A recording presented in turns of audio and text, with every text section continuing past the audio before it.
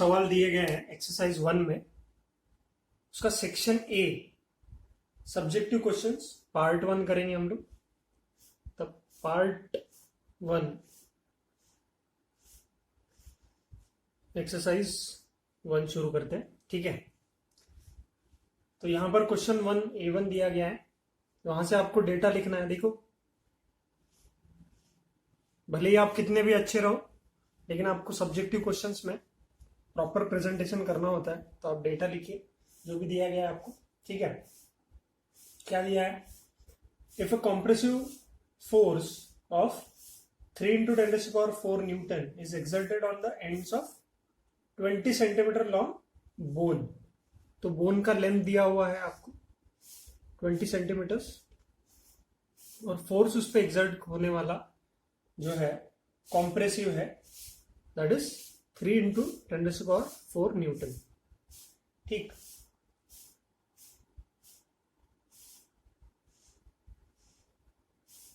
and has a cross section area of 3.6 into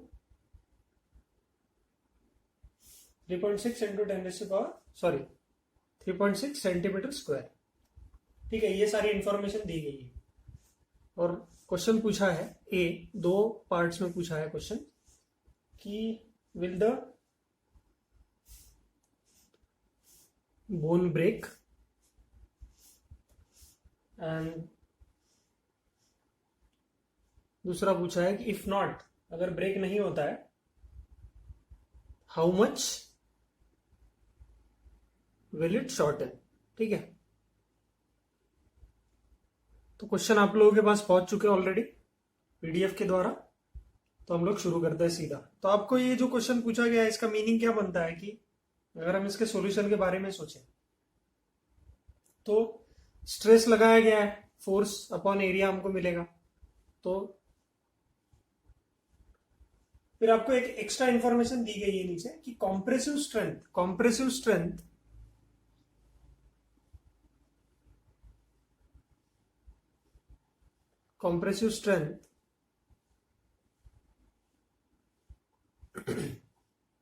उसकी दी गई है बोन की, दैट इज 7.7 ×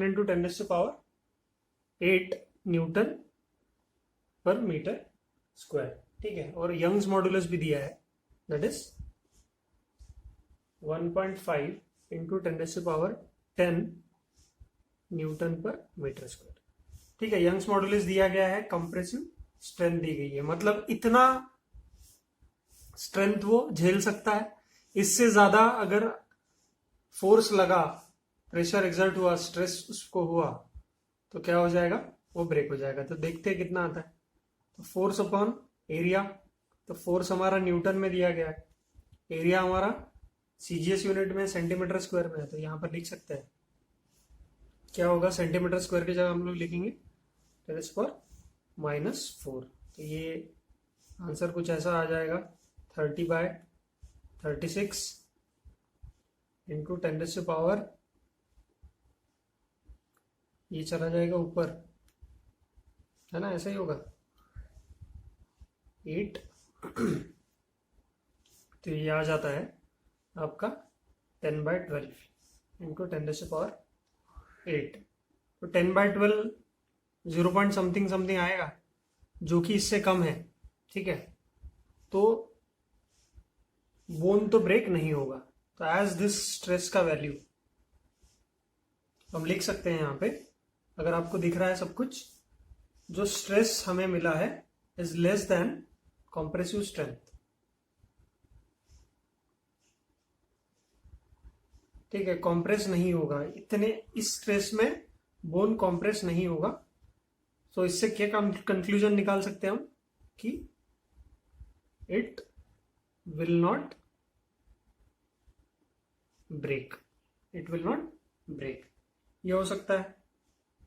फिर दूसरा इसी में दिया गया है, तो ये हो गया आपका फर्स्ट का आंसर।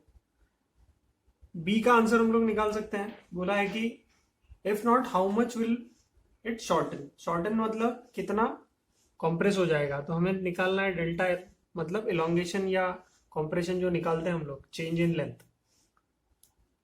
तो यंग्स मॉडुलस हमें दिया गया है, यंग्स मॉडुलस होता है स्ट्रेस अपॉन स्ट्रेन, है ना। तो इसको लिख सकता हूं मैं, स्ट्रेस कितना है अपना, फोर्स अपॉन एरिया। स्ट्रेन क्या होता है, change in length upon original length, ठीक है ना। तो यहां पर आ जाएगा फोर्स, फोर्स कितना दिया हुआ है, तो हमें डेल्टा एल निकालना है। तो डेल्टा एल के लिए हम क्या करेंगे, इसको इधर भेजते हैं, डेल्टा एल इधर आ जाएगा और यंग्स मॉडुलस इस साइड आ जाएगा। तो ये आ जाएगा force into length upon area by Young's modulus. इसमें वैल्यूज पुट कर दीजिए। तो फोर्स की वैल्यू, फोर्स का और इसका रेशो तो अपने पास है ऑलरेडी, ठीक है। तो ये आ जाएगा 10/12 इंटू 10⁻8 इंटू लेंथ। लेंथ कितना है हमारा 20 सेंटीमीटर, इसको मीटर्स में कन्वर्ट कर सकते हैं। 20 into 10⁻⁻2 and Young's modulus, Young's modulus दिया हुआ है 1.5 इंटू 10⁻10, है ना। ये सारी इंफॉर्मेशन हमको दी गई है, इसको हम सॉल्व करेंगे। अगर इसको हम सॉल्व करेंगे तो आपका जो आएगा answer, that will be our final answer, कि जो वैल्यू होगी। तो डेल्टा एल बहुत ज़्यादा तो नहीं आता है हमेशा, बहुत ज़्यादा कंप्रेशन या इलोंगेशन नहीं होता है। तो यहाँ पर आप देख सकते हैं कि कोई वैल्यू आएगी, है ना, लेस देन 1 ही आएगा, 0 पॉइंट समथिंग समथिंग आएगा, ठीक है। तो वो आएगी वैल्यू इलोंगेशन की। तो प्लीज़ आप इसको चेक करो, ऐसे आपको आंसर मिल जाएगा, ठीक। क्वेश्चन दिया गया हमें, two exact similar wires of steel and copper. तो दो वायर्स दिए गए हमारे पास, स्टील एंड कॉपर, ठीक है, and are stretch by equal force. तो इन पे लगने वाला फोर्स सेम है, ठीक। And if the difference in their elongation, elongation का जो डिफरेंस है इनका, तो इसका x1 बोल देता हूं मैं स्टील का इलोंगेशन और इसका x2। तो x1 minus x2 is 0.5 centimetre. दोनों का इलोंगेशन का डिफरेंस दिया गया हमें, ठीक है। Then find by how much each wire has elongated. तो ईच वायर का पर्टिकुलर इलोंगेशन निकालना है। तो x1 और x2 इलोंगेशन के लिए हमने देखा है ना, वो निकालना है हमें। Given Young's modulus for steel, steel के लिए यंग मॉडुलस दिया हुआ है, तो स्टील को मैं 1 रिप्रेजेंट करता हूं और कॉपर के लिए 2 रिप्रेजेंट करता हूं। तो स्टील के लिए दिया गया है हमें 2 इंटू 10⁻12 डाइन पर सेंटीमीटर स्क्वायर, और कॉपर के लिए दिया है 12 इंटू 10⁻11 डाइन पर सेंटीमीटर स्क्वायर। तो ये सारी इंफॉर्मेशन हमको दी गई है। स्टील और कॉपर के पॉइंट ऑफ व्यू से सेम फोर्स लगेगा इस पे। तो हमें पता है कि इसको कंपेयर करेंगे तो अब इलोंगेशन और इसके बीच में रिलेशनशिप आएगा, ठीक है। तो अब कह रहे कैसे, अगर हमें हर एक ऑब्जेक्ट का स्प्रिंग, मतलब जैसे स्प्रिंग कांस्टेंट से उसको कंपेयर कर सकते हैं, है ना, लेकिन हमें उसका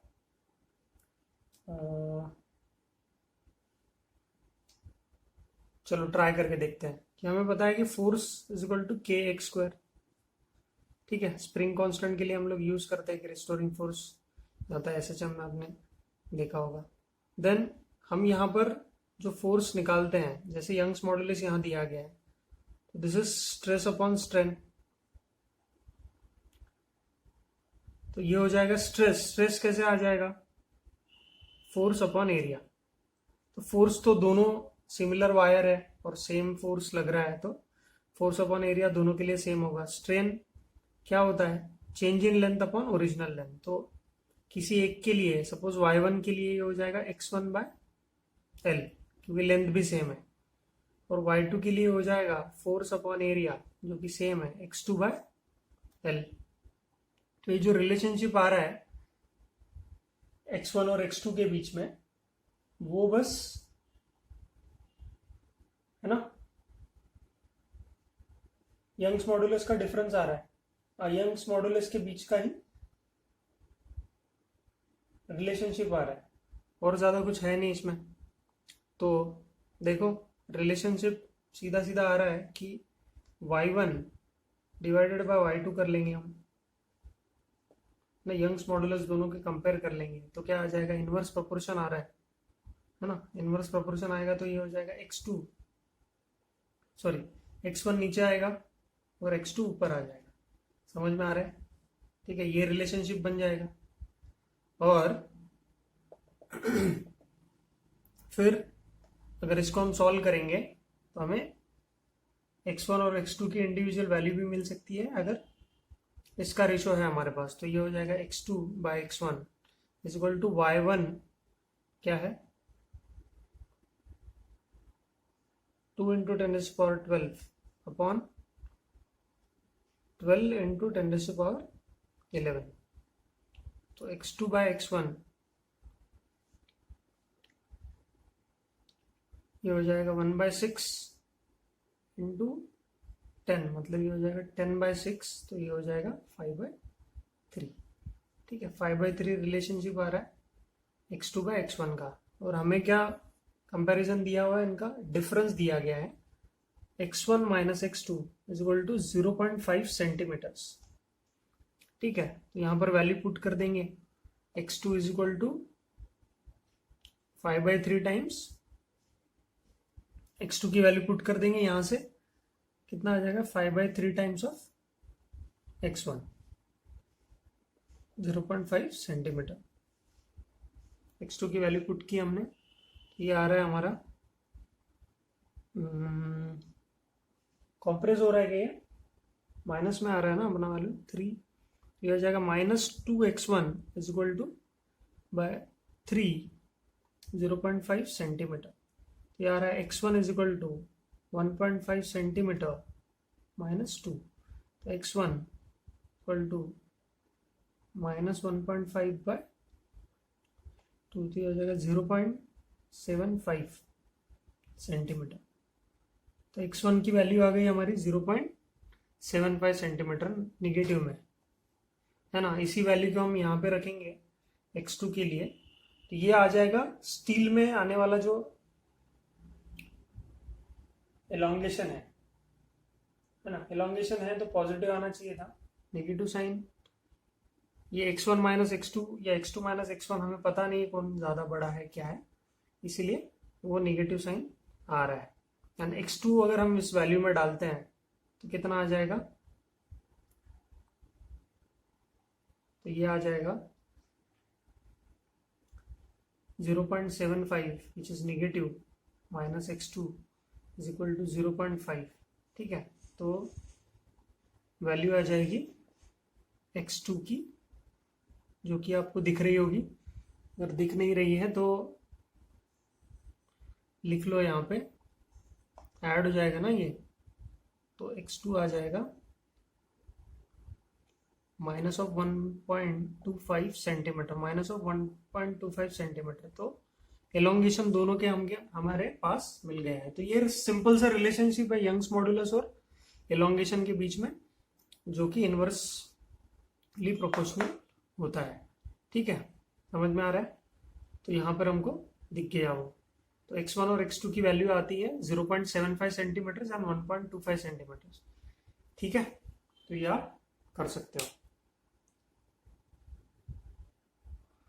तो नेक्स्ट टॉपिक में हमें फाइंड करना है, क्वेश्चन नंबर A3 दिया हुआ है, कुछ ऐसा डायग्राम दिया गया हमें, 3 blocks ABC, each of mass 4 kg। ये भी 4 kg है, 4 kg है, ये भी 4 kg है। ठीक है, तो both the wires has equal cross section area, area of cross section दिया गया हमें 5 इंटू 10⁻⁻7 मीटर स्क्वायर, और द सरफेस इज स्मूथ, तो फ्रिक्शन नहीं लेना पड़ेगा यहाँ पे। फाइंड द लॉन्गिट्यूडनल स्ट्रेन, तो हमें निकालना है लॉन्गिट्यूडनल स्ट्रेन, मतलब डेल्टा L बाय एल निकालना है, लॉन्गिट्यूडनल स्ट्रेन पूरा ही निकालना है, ठीक है। In each wire if the Young's modulus दिया गया है हमें, दैट इज यंग्स मॉड्यूलस की वैल्यू है 2 इंटू 10⁻11 न्यूटन पर मीटर स्क्वायर, ठीक है। ये सारी इंफॉर्मेशन दी गई है, हमें G10 लेना है, ठीक। तो फ्री बॉडी डायग्राम इसका निकाल लो, सिंपल सा है, टेंशन मिलेगा। तो सी ब्लॉक के लिए mg टेंशन और एक डायरेक्शन ले लेते हैं एक्सेलरेशन का, ठीक है। इन सब का, इस सिस्टम का भी ए ले लेते हैं। तो फ्री बॉडी डायग्राम बी के लिए भी टेंशन टी, इन दोनों के बीच में इसको T1 नाम दे देते हैं, T डैश नाम दे देता हूँ, चलो। तो इसके ऊपर आएगा T डैश, ठीक है, एक्सेलरेट कर रहा है, ठीक है, कोई दिक्कत नहीं होनी चाहिए इसमें। तो यहाँ पर हम लोग अगर लिखे तो क्या आ जाएगा, T1 is equal to mass into acceleration. यहाँ नेट फोर्स कितना आ जाएगा, T minus T dash is equal to mass into acceleration. और यहाँ पर भी net force is equal to mass into acceleration लगेगा, है ना। तो ये कितना हो जाएगा, mg minus T is equal to total mass into acceleration, ठीक है। तो मास दिया हुआ है हमें, this becomes 4a T dash, T dash क्या हो जाएगा 4a, ठीक है। तो ये एक वैल्यू मिल गई हमें। फिर यहाँ पर वैल्यू अगर मैं पुट कर दूं तो ये भी 4 मास इंटू एक्सेलरेशन, तो ये हो जाएगा T is equal to 4 plus 4a, तो ये हो जाएगा 8 टाइम्स एक्सेलरेशन। और तीसरे इक्वेशन में हम लोग अगर इसका फ्री बॉडी डायग्राम जो निकाला है, इसमें अगर हम पुट करें इसको, है ना, mg की वैल्यू कितनी है, ये 4 है, t, तो दिस बिकम्स 4t, तो ये हो जाएगा 4t minus t is equal to mass that is 4 into a, ठीक है। तो हमारे पास इक्वेशन तो है, वैल्यू पुट कर देंगे t की यहाँ पे इस इक्वेशन में, तो कितना हो जाएगा 4t minus 8a is equal to 4a, तो ये हो जाएगा 12a is equal to 4t। तो एक्सेलरेशन की वैल्यू आ जाएगी हमारी 4t/12। तो ये कितना हो जाएगा, 4 से डिवाइड कर लेंगे तो ये हो जाएगा 10/3 मीटर पर सेकेंड स्क्वायर। तो हमारे पास एक्सेलरेशन अभी मिल गया है। एक्सेलरेशन अगर मिल गया है तो एक्सेलरेशन से करेंगे क्या, सारी वैल्यूज निकाल लेंगे। तो टी डैश कितना आ जाएगा 40/3 Newton for block A. T कितना आ जाएगा 80/3 न्यूटन। तो टी और टी डैश दोनों हैं तो दोनों यूज कर सकेंगे, क्योंकि हमें निकालना क्या है, वायर से जो both the wire has equal cross section और find the longitudinal strain in each wire. तो ईच वायर के लिए हमें लॉन्गिट्यूडनल स्ट्रेन निकालना है, ठीक है। ईच वायर से हमें लॉन्गिट्यूडनल स्ट्रेन निकालना है, तो हम लोग लिखेंगे कि फॉर वायर 1 के लिए अगर हमें निकालना है तो क्या होगा, इस पे लगने वाला टेंशन है, मतलब फोर्स की तरह यूज करेंगे हम लोग। तो Young's modulus for both the wires is same, ठीक है। यंग्स मॉडल सेम मटेरियल का वायर है, equal cross section area and both wire has same. तो यंग्स मॉड्यूलस भी सेम है वायर 1 और वायर 2 के लिए, बस टेंशन अलग अलग लग रहा है वहां पे, ठीक है। तो इस पे 40/3 लग रहा है, इस पे तो कोई टेंशन की बात नहीं है। हम लोग सीधा लिख सकते हैं Young's modulus is equal to force by area delta L into L, ऐसे लिखते थे हम, या फिर ऐसा लिखते थे सीधा सीधा Young's modulus is equal to stress by strain, है ना। तो अब स्ट्रेन साइड में आ जाएगा, is equal to stress divided by Young's modulus. तो स्ट्रेस के लिए हम क्या लिखते हैं, फोर्स अपॉन एरिया। तो हमारे लिए टेंशन है अपॉन यंग्स मॉडुलस। तो फोर्स क्या है, फोर्स पहले केस में फॉर ब्लॉक ए, वायर 1 जुड़ा हुआ है ब्लॉक ए के लिए, तो जाएगा 40/3 by Young's modulus. Young's modulus is 2 × 10⁻11।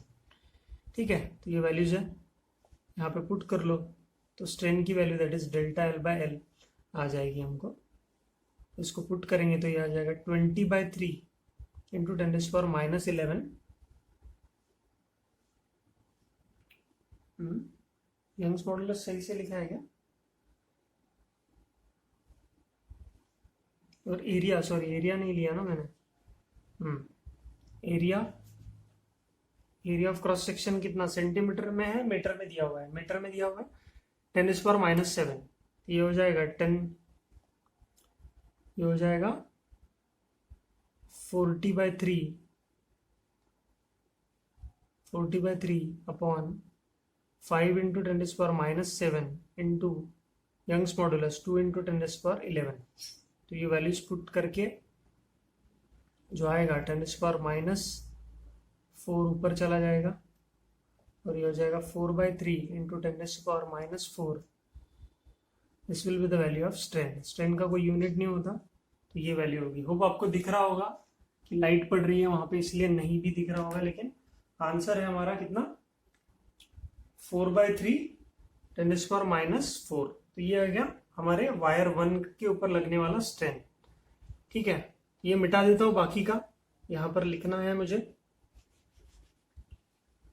तो आपको जो वायर 2 के लिए निकालना है, वायर 2 के लिए हम क्या कर सकते हैं, वायर 2 के लिए हमारे पास क्या है, वही Young's modulus is equal to stress upon strain या मॉडुलस ऑफ इलास्टिसिटी। तो स्ट्रेन, यंग्स मॉडुलस हमें पूछा है, मतलब लॉन्गिट्यूडनल स्ट्रेन पूछा है, तो यंग्स मॉडुलस आएगा stress upon Young's modulus. Stress की वैल्यू क्या है, force upon area by Young's modulus. Force क्या था फॉर वायर 2, वायर 2 पे लगने वाला जो फोर्स होगा, मतलब जो टेंशन हमने वैल्यू निकाली थी, वो कितनी वैल्यू थी, 80/3। सही बात है। Upon area, area of cross section क्या है, 5 × 10⁻⁷ इंटू यंग्स मॉडुलस इज 2 × 10⁻11। तो इसको सॉल्व करेंगे हम, तो कितना आ जाएगा ये 10, तो ये हो जाएगा 8/3 × 10⁻⁴। ये हो जाएगा delta L/L, change in length upon original length, that is longitudinal strain. इसकी वैल्यू दी गई है। ठीक है,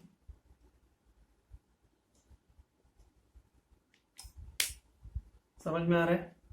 so this is what your longitudinal strain is.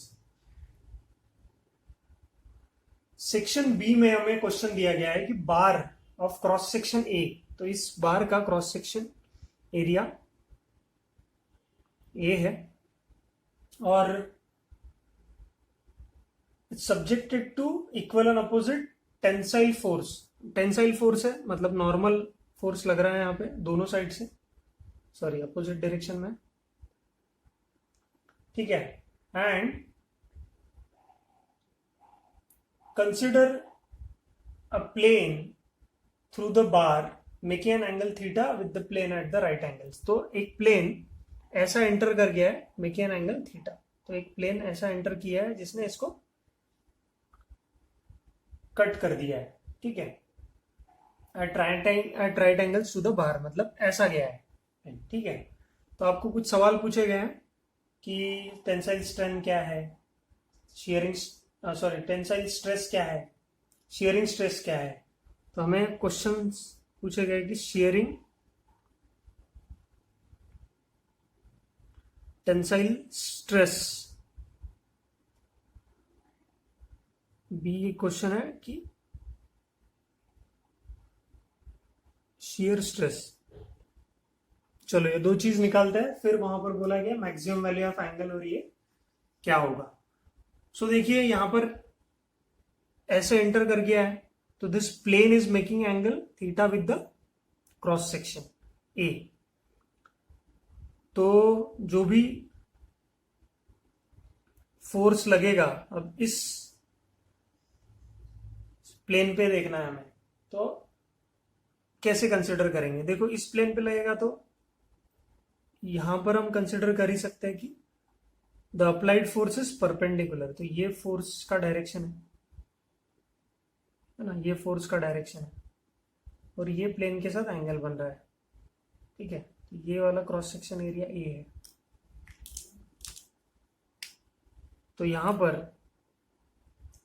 अगर ये थीटा है ना, तो इस ये बन जाएगा 90 माइनस थीटा, है ना। तो यहां पर भी जो परपेंडिकुलर आएगा वो बनेगा थीटा और ये बन जाएगा 90 माइनस थीटा। तो हम इसको रिजॉल्व भी कर सकते हैं।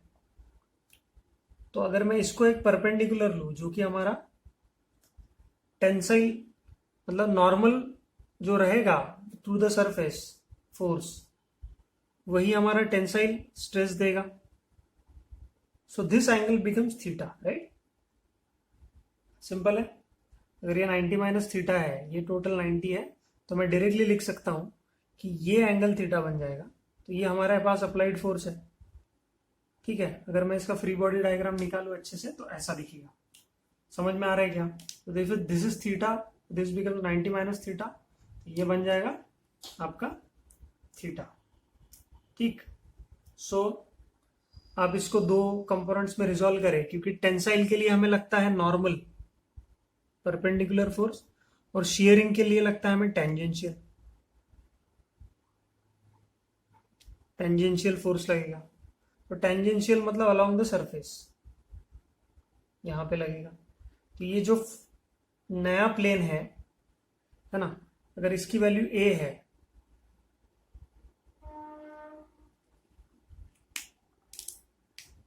अगर इसकी वैल्यू ए है तो हमें इसके बारे में अब सोचना पड़ेगा। ठीक है,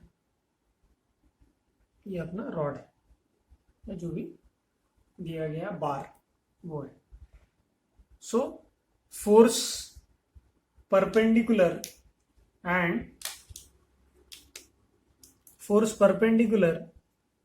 एंड अलोंग द प्लेन है टेंजेंशियल, जो कि शियरिंग अब इस प्लेन के अलोंग होगा। तो ये कितना हो जाएगा F, this becomes F cos theta और ये हो जाएगा एफ साइन थीटा। ठीक है, रिजोल्यूशन ऑफ वेक्टर्स। तो अब क्या करेंगे हम, टेंसाइल स्ट्रेस क्या होगा, normal force and area of cross section. अब नॉर्मल फोर्स क्या है हमारा, एफ कॉस ऑफ थीटा, है ना। अब एरिया ऑफ क्रॉस सेक्शन भी परपेंडिकुलर, मतलब ये वाला लेंथ होना चाहिए यहां से यहां तक, है ना, ये वाला लेंथ होना चाहिए। तो कितना होगा, ये क्या हो जाएगा, if this is थीटा, तो ये हाइपोटेनस साइड दिख रहा है कुछ ऐसा, तो ये बन जाएगा, अगर मैं इसको cos थीटा निकालू तो this becomes adjacent side upon x। तो x क्या हो जाएगा, a बाय cos थीटा, तो a बाय cos थीटा बन जाएगा ये। ठीक है, तो एरिया ऑफ क्रॉस सेक्शन मतलब दिस लेंथ, अननोन लेंथ जो कि परपेंडिकुलर है इस फोर्स के लिए, this becomes a by cos theta. सही बात है। तो ये वैल्यू आ जाएगा f cos square theta by a। समझ में आ रहा है। तो ये बन जाएगा आपका टेंसाइल स्ट्रेस, बन जाएगा आपका टेंसाइल स्ट्रेस। इसी में एक सी ऑप्शन दिया है, for what value of theta is the tensile stress a maximum. Theta की ऐसी कौन सी वैल्यू होगी जहां पर टेंसाइल स्ट्रेस मैक्सिमम होगा। तो अब देखो थीटा क्या एंगल बनाएगा, थीटा तो 0 है ना। अगर परपेंडिकुलर है तभी मैक्सिमम cos 0 1 होता है, तो theta should be 0 for maximum value of tensile strength.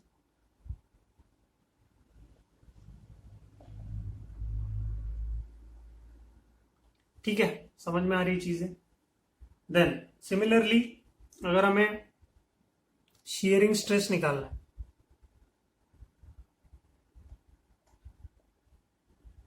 Shear stress निकालना है तो क्या हो जाएगा, टेंजेंशियल फोर्स क्या हो जाएगा, F sine theta by area of cross section. Area कौन सा लग रहा है, अब एरिया लेंगे कौन सा, है ना, जिस बॉडी पे लग रहा है वही एरिया, जिस सरफेस पे लगने वाला है उसी का एरिया लेते हैं, है ना, एरिया ऑफ क्रॉस सेक्शन लेते हैं। तो क्या हो जाएगा हमारा एरिया, ए कॉस थीटा ही है ना, है कि नहीं, तो ए कॉस थीटा ही है हमारा एरिया। तो ये हो जाएगा, होप आपको दिख रहा है, यहाँ पे स्क्रीन पे आ रहा है। हाँ, तो अगर नहीं दिख रहा है तो फिर मैं मिटा देता हूं इसको, यहां पे लिख देंगे। सो ये वैल्यू है शेयरिंग स्ट्रेस की, force sine theta cos theta by A. तो इसको कुछ अलग फॉर्मेट में भी लिखा जा सकता है। तो यहाँ पे अगर मैं इसको 2 से मल्टीप्लाई एंड डिवाइड करूँ तो ये हो जाएगा force 2 sign theta cos theta by 2a, है ना। तो और अच्छे से लिख सकता हूँ मैं इसको, 2 sine 2 theta cos theta sine 2 theta by 2a। ठीक है, तो ऐसे भी लिखा जा सकता है ऐसे, है ना। तो अभी आपको ये इसकी मैक्सिमम वैल्यू पूछी है, पॉइंट नंबर डी आपको बोला है कि what value of theta in the shearing stress is the shearing stress maximum. तो शियरिंग स्ट्रेस कब मैक्सिमम होता है, for the value of theta. अब हमें पता है कि थीटा अगर 90 है साइन में, साइन 90 इज 1, मैक्सिमम वैल्यू मिलेगी तब। तो ये हो जाएगा 2 थीटा इज इक्वल टू 90, तो थीटा बिकम्स 45। 45 के लिए मैक्सिमम वैल्यू, 45 डिग्री के लिए मैक्सिमम वैल्यू आपको मिल सकती है शियरिंग स्ट्रेस में। ठीक है, तो इस तरह से आपको थोड़ा सा सॉल्व करना है। तो ये अच्छा क्वेश्चन है, कभी कभी कंफ्यूजन हो जाता है इन सब चीजों में। ठीक है, तो शियरिंग स्ट्रेस आ जाएगा आपका 2 sine F sine 2 theta by 2a, and shearing stress आ जाएगा, अब टेंसाइल स्ट्रेस आ जाएगा F cos square theta by a। ठीक है, तो ये सारी चीजें आप लिख के रख सकते हो। नेक्स्ट क्वेश्चन दिया हुआ है आपको in section C, pressure and volumetric strain bulk modulus of elasticity से। तो बल्क मॉड्यूलस पे बेस्ड क्वेश्चन है।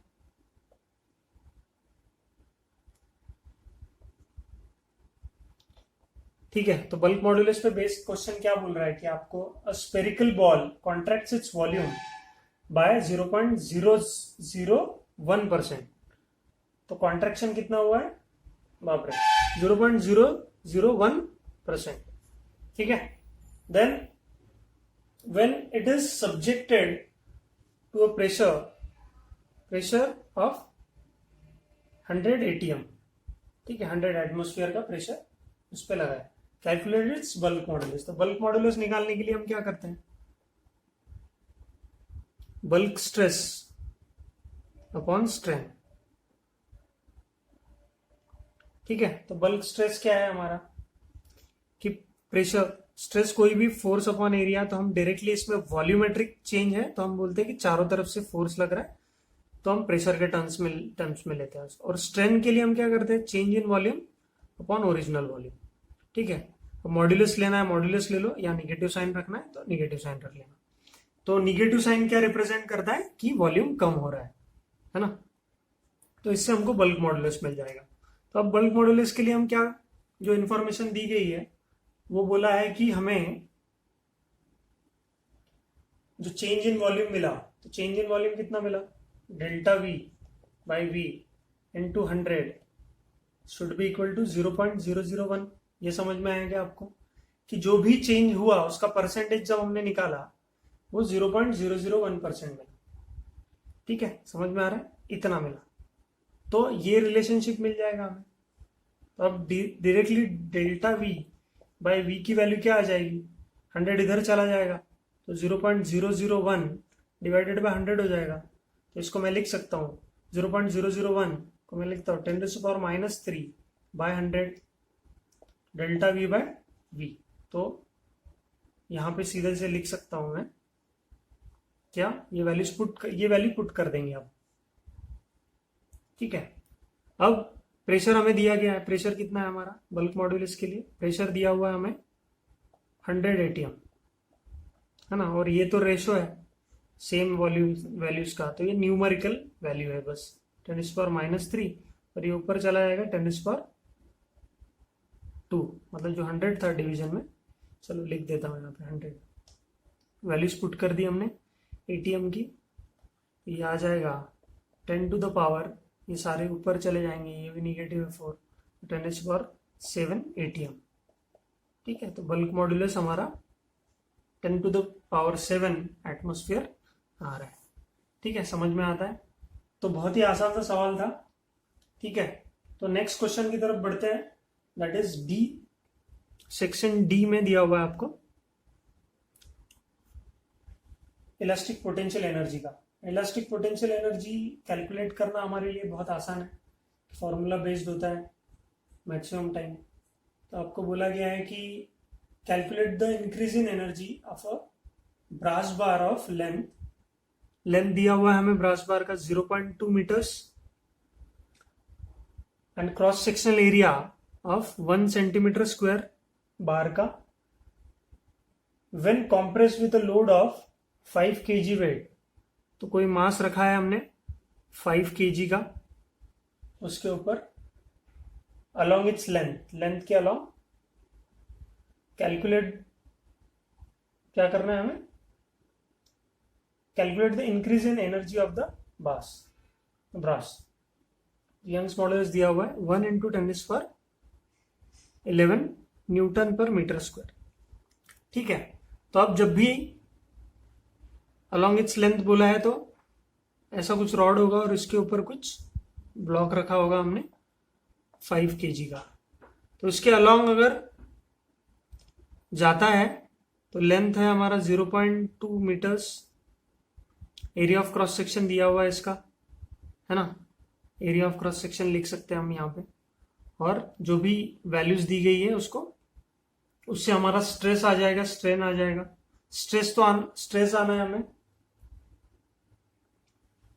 और फिर वैल्यूज पुट करके आंसर आ जाएगा। ठीक है, तो सिंपल सा फंडा है, देखते हैं कैसे करेंगे। स्ट्रेस इनटू स्ट्रेन, सीधा सीधा ही आ जाएगा शायद, देखते हैं।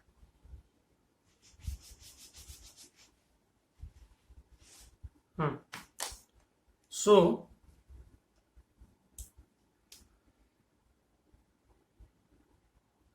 लेंथ दिया हुआ है रॉड का, एरिया ऑफ क्रॉस सेक्शन, उसके ऊपर एक एक्स्ट्रा 5 kg मास रखा हुआ है जो कि फोर्स देगा। तो फोर्स और एरिया हमारे पास है, तो स्ट्रेस हमारे पास है फोर्स अपॉन एरिया। ठीक है, देन यंग्स मॉडुलस भी है। ठीक है, फिर लेंथ भी दिया हुआ है, तो हमें क्या निकालना है, एनर्जी निकालनी है। तो एनर्जी के लिए हम क्या करते हैं, पोटेंशियल एनर्जी के लिए डायरेक्टली फॉर्मूला हमारे पास, half is equal to stress into strain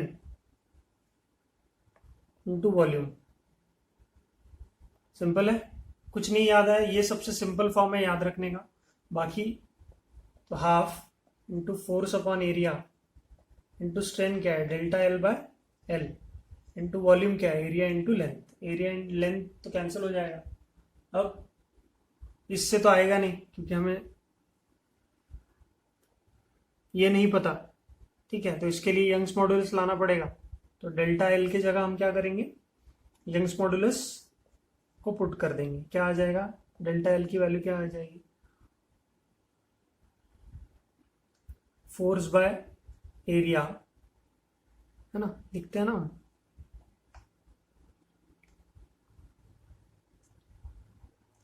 delta L को मैं रिप्लेस कर रहा हूं किसी force by area L by Young's modulus कर सकता हूं ना, by Young's modulus into L नीचे में equal to area into length. तो ये लेंथ तो कैंसिल हो गया, तो आपको मिला half F square by A square into Young's modulus into area into length. तो ये एरिया और ये एरिया भी कैंसिल हो गया, सॉरी। तो ये बन जाएगा 4 square into length bye 2ay। ठीक है, तो इसमें वैल्यूज पुट करो तो आपको एनर्जी मिल जाएगी। तो वर्क डन इन दिस, जो भी है पोटेंशियल एनर्जी के फॉर्म में स्टोर होता है। तो फोर्स दिया हुआ है 50 न्यूटन, तो 50 इंटू 50 का स्क्वायर कर देंगे। ये 5 kg उसको कंप्रेस करने की कोशिश कर रहा है, वेट एक्सर्ट कर रहा है। Area of cross section centimetre में है तो 10⁻⁻⁴ हो जाएगा वो, है ना, मीटर स्क्वायर में। लेंथ कितना है, लेंथ है 0.2 मीटर्स और यंग्स मॉडुलस हमारा दिया हुआ है, यंग्स मॉडुलस दिया हुआ है हमें 1 × 10⁻11। ठीक है, तो इन सब चीज़ों को आप मल्टीप्लाई करेंगे, है ना, तो आपका आंसर आ जाएगा। तो आंसर आ जाएगा। सब्जेक्टिव क्वेश्चन है, नहीं तो फिर हम निकाल के ऑप्शन ढूंढ लेते हैं। तो इसी तरह से मैं तो ये याद रखता हूँ ताकि वक्त पे फिर कुछ भी डालकर फॉर्मूला बना सकूं। इसमें गलती होने की चांसेस रहते हैं, लेकिन याद हो जाएगा प्रैक्टिस कर करके। ठीक है, समझ में आ रही है चीज। तो ये बहुत ही आसान सा सवाल था।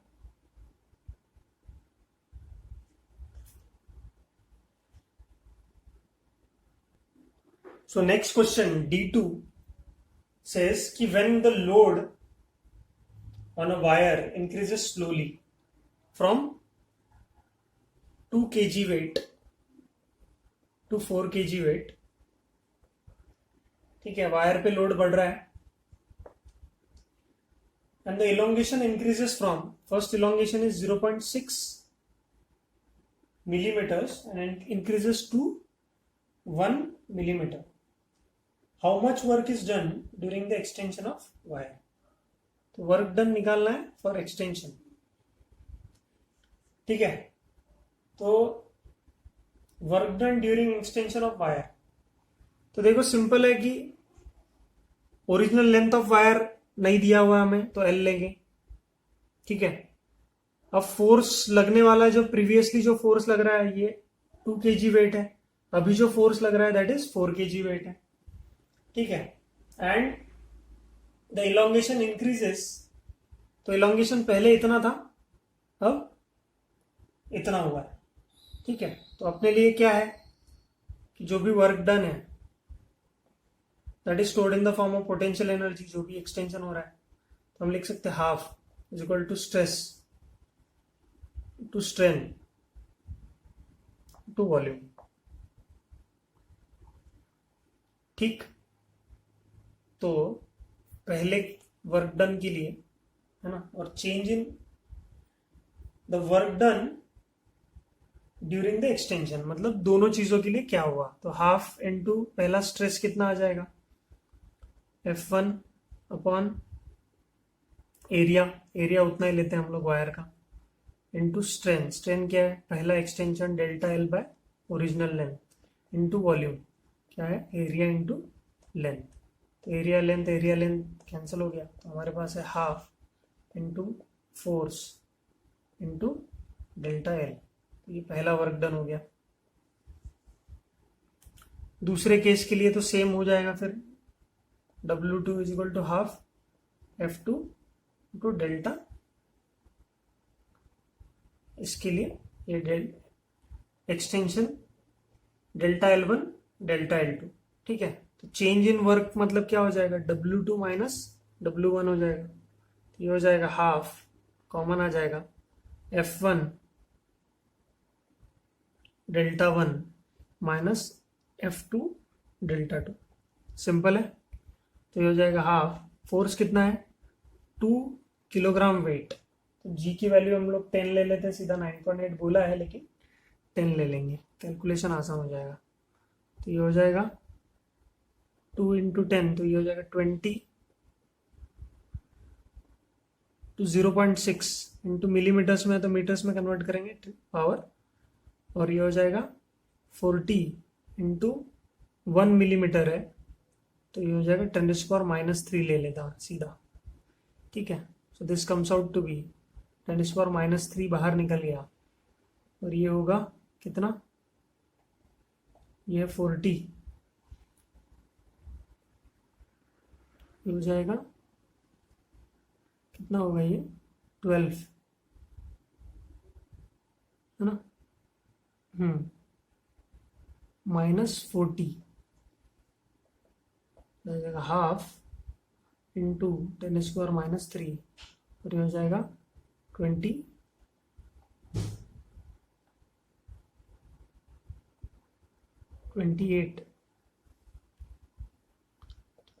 हुआ यहाँ पर, तो ये आ जाएगा 14, नेगेटिव साइन तो चलो वो हट गई, ये आ जाएगा 14 into 10⁻³ this comes out to be, है ना, joules. 14 into 10⁻³ joules, this is the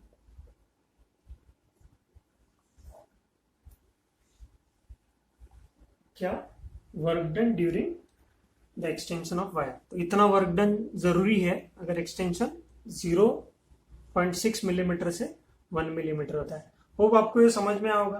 तो ये तरीका बस पता होना चाहिए, तो बेसिक बेसिक क्वेश्चन है सारे, ठीक है। तो लास्ट क्वेश्चन है इसमें विस्कोसिटी पे बेस्ड। तो विस्कोसिटी हमने थोड़ा पहले पढ़ा था, उसके न्यूमेरिकल्स हमने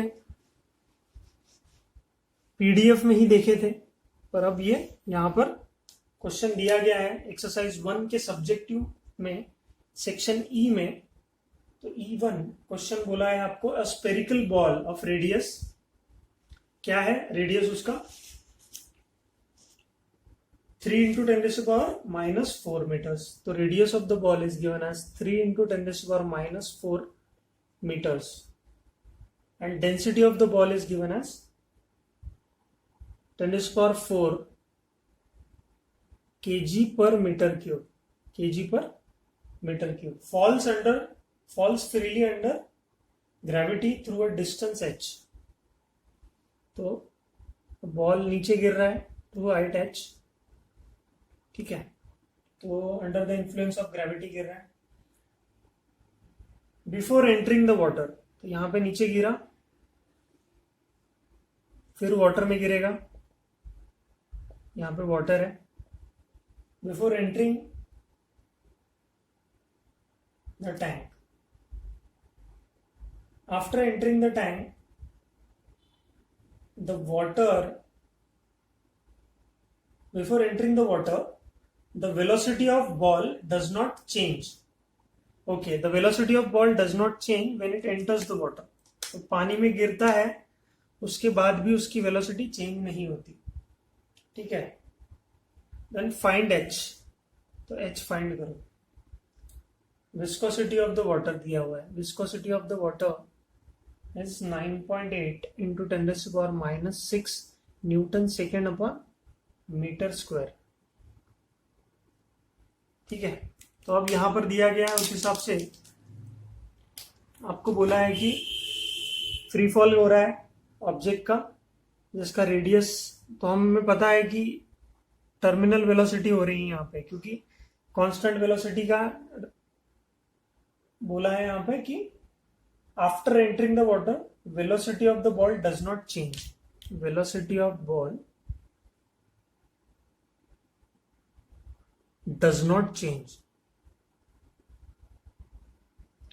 अब velocity of ball does not change, इसको हम लोग obviously मतलब टर्मिनेट हो गई वेलोसिटी, तो जो ये वेलोसिटी होगी यहाँ पे, जब वो पानी के एज पे होगा, एकदम एंट्री पॉइंट पे होगा, तो ये तो हमें पता है √2gh हो जाएगा ये, राइट, फ्री फॉल पे, और फ्री फॉल हो रहा है तो, है ना। सो ये तो पक्का हो गया। अब वेलोसिटी डज नॉट चेंज मतलब टर्मिनल वेलोसिटी की वैल्यू हमें पता है कि यहाँ पे बॉयंसी लगेगा और ये सब लग के टर्मिनल वेलोसिटी आएगा। टर्मिनल वेलोसिटी की वैल्यू क्या हो जाती है, टर्मिनल ऑफ वेलोसिटी की वैल्यू थोड़ा रट्टा मारा था हमने, 2/9 R square rho minus sigma G upon eta. ठीक है, तो टर्मिनल वेलोसिटी की वैल्यू फॉर्मूला हमें याद है। ठीक है, तो ये वेलोसिटी हमें पता है, तो और ये वेलोसिटी चेंज नहीं हुई, मतलब ये वेलोसिटी और ये वेलोसिटी सेम है। ठीक है, so R H S is equal to इसका आर एच एस, इसका आर एच एस कंपेयर कर देंगे, 2/9 R square sigma rho minus sigma G by eta. ठीक है, हमें बोला है हाइट निकालो, तो हाइट निकालने के लिए हम क्या करेंगे, स्क्वेयरिंग। ये हो जाएगा 2GH is equal to 4/81 R square, नहीं R to the power 4 by this square into G square by eta square. ठीक है, तो ये जी और एक जी तो गया, फिर 2 और ये 2 गया, मतलब 4 2 बचा, तो h की वैल्यू बचती है हमारे पास, h is equal to 2/81 r to the power 4 sigma sorry rho sigma whole square by eta square. ठीक है, इनटू जी। ठीक है, ये वैल्यूज पुट करने के बाद जो भी आंसर आएगा that will be your answer. अगर अभी करना है तो हम कर सकते हैं, कोई प्रॉब्लम नहीं है। ठीक है, तो ये फॉर्मूला मैं रखता हूँ, बोर्ड पे जगह नहीं है तो मैं बाकी मिटा देता हूँ। होप आपको ये समझ में आया होगा, क्योंकि जब वो पानी में एंटर करता है उन्होंने बोला है कि वेलोसिटी डज नॉट चेंज, तो टर्मिनल वेलोसिटी से आप कंपेयर करेंगे क्योंकि विस्कोसिटी दी गई है हमको। ठीक है, तो ये रिलेशनशिप आएगा, तो ये रिलेशनशिप हम लोग सीधा सीधा लेंगे, h इज इक्वल टू 2/81 और r रेडियस दिया हुआ है 3 into 10⁻⁻4 to the power 4, then sigma is 10⁻⁴, density of ball दिया गया है, माइनस डेंसिटी ऑफ वाटर 10⁻³ का whole square into acceleration due to gravity, ये दिया गया 9.8, चलो 9.8 है, सही बात है, इसके साथ कैंसिल हो जाएगा ईटा स्क्वायर के साथ, तो 9.8 इंटू 10⁻⁻6 का होल स्क्वायर। तो इसको वैल्यूज को पुट करेंगे, तो h is equal to 2/81, 3 to the power 4 81 ही होगा, सही बात है, इंटू 10⁻⁻16 इंटू ये हो जाएगा